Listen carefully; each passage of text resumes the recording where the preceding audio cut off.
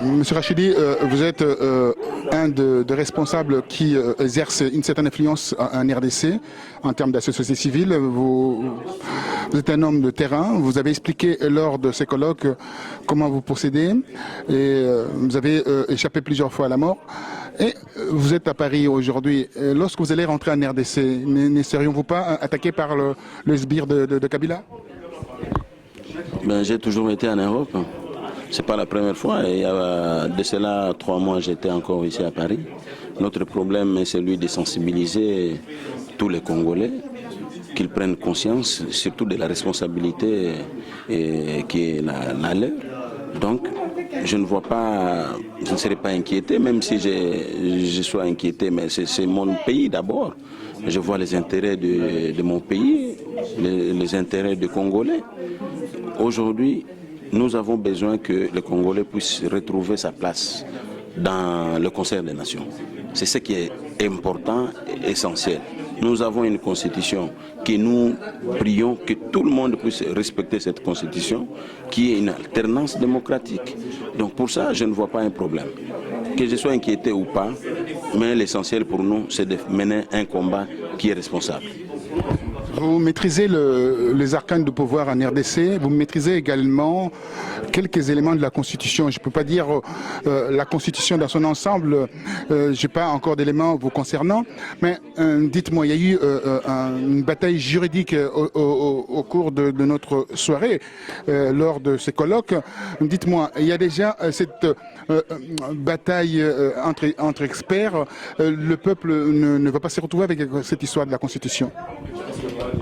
Au fait, le peuple va se retrouver. Pourquoi? Parce qu'aujourd'hui, on a déjà expliqué au peuple les contours de la Constitution. Quels sont les articles qui sont verrouillés, intangibles pour nous, et que quels articles ne peuvent pas être touchés, modifiés, quel que soit. Ce sont des articles intangibles, donc verrouillés. Et on a déjà expliqué au peuple, et le peuple est au courant de l'article 220 d'abord, qui pose trop de problèmes, et des autres articles. Et aujourd'hui, on sait que le mandat est une fois renouvelable, 2 fois. On ne peut pas dépasser, ça c'est verrouillé. On sait le nombre et la durée aussi. Tous ces articles-là ne peuvent subir d'aucune modification. Le peuple est au courant de ça. Et c'est ce qui va poser problème, parce que la majorité veut mordicus que ces articles-là soient touchés. Or, c'est là que les Romains s'empoignèrent. Ma dernière question, vous êtes partisan du soulèvement populaire avec l'article 64 de la Constitution ou pour le dialogue? Je ne suis pas pour le dialogue, parce que le dialogue n'a plus sa raison d'être aujourd'hui. Pourquoi? Parce que le dialogue était voulu à l'époque où il y avait le problème de M23, où il y avait le problème des conflits électoraux avec l'IDPS et autres qui réclamaient avoir gagné les élections. C'est à cette époque-là qu'on devrait justement dialoguer. Lorsqu'on demandait ce dialogue, on ne voulait pas. On a fait passer le temps pour rien. Ils sont partis aux concertations. Il y a eu autant de résolutions qui ont été arrêtées lors de ces concertations et qui, malheureusement, ne sont jamais appliquées. Alors aujourd'hui, le dialogue pour nous, c'est un bouc émissaire. On veut, à partir de là, tricher, glisser. On a demandé qu'on puisse désigner un facilitateur international. On n'a pas encore accédé à cette demande.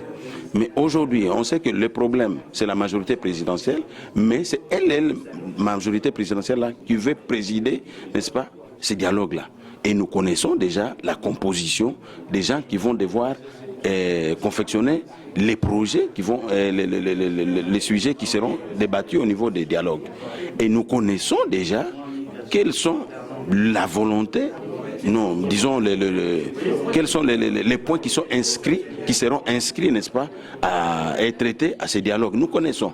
Là, en un mot, c'est le glissement qui veut être traité. Et si nous allons aujourd'hui, comme les autres veulent qu'on y aille, il y a déjà une majorité qui existe. Et si vous vous retirez de ces dialogues, ça vous concernera. Pourquoi? Parce que vous aviez accepté de participer. Et lorsque une partie se retire et que la majorité reste, Donc toutes les résolutions qui seront arrêtées là-bas vont vous concerner. C'est la raison pour laquelle nous ne voulons pas y aller. Ici, il s'agit seulement de respecter la Constitution qui est claire.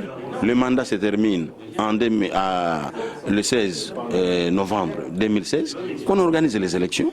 Le pays, le Congo, a beaucoup de moyens, qu'on cherche les moyens avec les partenaires étrangers qui avaient même proposé leur financement, qu'on voie tout le monde, on aura les moyens, qu'on organise les élections. Et je crois que le dialogue là, ça ne servira à rien. Merci infiniment. C'est moi qui vous remercie.